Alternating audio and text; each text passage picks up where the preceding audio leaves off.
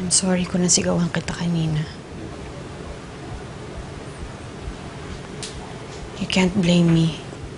No. I understand. Saktan kita eh. Trinidor kita. Swerte pa nga ako eh, kasi bait ka pa sa lagay na yan. Kaya swerte ako. Totoo bang hiwalay na kayo ni Eric? Hindi ka ba talaga naniniwala sa akin? Dapat pa ba kitang pagkatiwalaan? Ano? Bakit hindi mo sagutin ang tanong ko? Hirap sumagot ng oo eh. Kasi napatunayan ko na sa'yo na hindi mo ko dapat pagkatiwalaan. So ayoko rin naman sumagot ng hindi.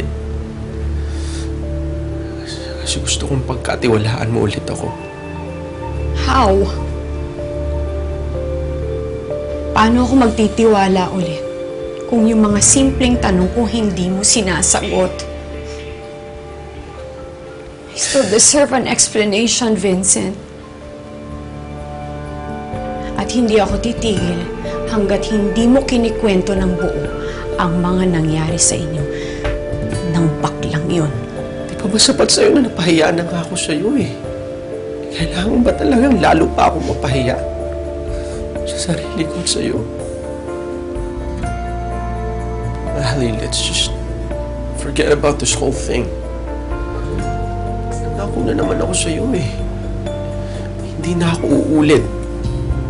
I'm sorry. Pwede bang isipin na lang natin na hindi nangyari lahat to? Hindi ba natin pwedeng kalimutan na lang, Lali? Please. Please.